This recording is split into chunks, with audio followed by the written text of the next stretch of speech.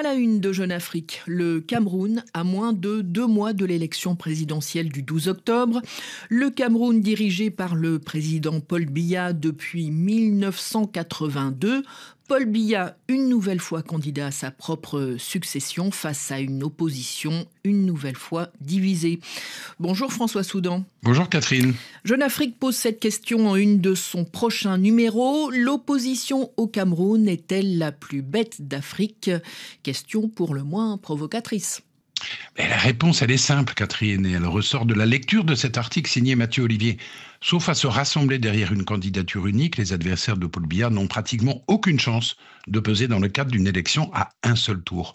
Or, on sait que quelles que soient les évolutions, les tractations d'ici au 12 octobre, ils seront face à Biya 11 opposants à voir leur nom figurer dans les bureaux de vote, puisque la liste, elle est désormais figée et les bulletins sont imprimés. Alors, une fois de plus au Cameroun, le choc des égaux, le poids des intérêts ont rendu improbable toute perspective d'union.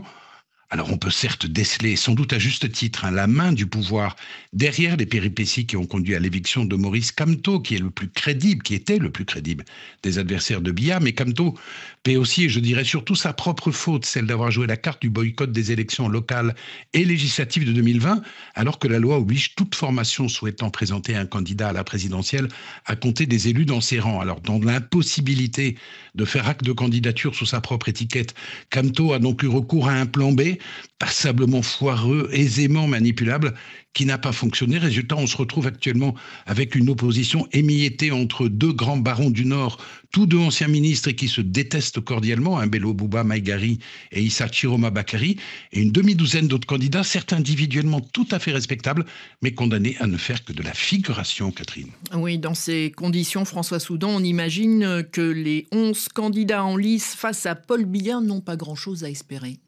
Ah oui, face à un Biya immense favori qui, comme lors de la précédente élection en 2018, se contentera sans doute, et encore ce n'est même pas sûr, de tenir un unique meeting électoral, les candidats de l'opposition en sont réduits à se battre entre eux pour savoir qui sera le meilleur parmi les perdants. Pour certains, il s'agira de se placer dans la perspective d'intégrer le futur gouvernement.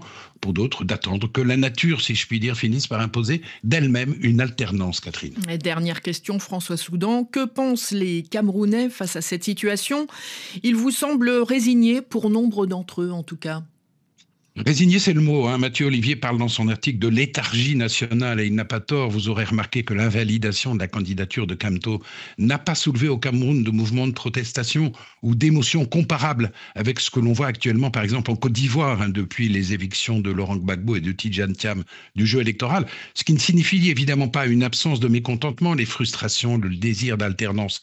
Tout cela est très présent. Ce qui manque, c'est une opposition suffisamment responsable pour s'unir et incarner l'alternance, Catherine. Merci François Soudan, directeur de la rédaction de Jeune Afrique.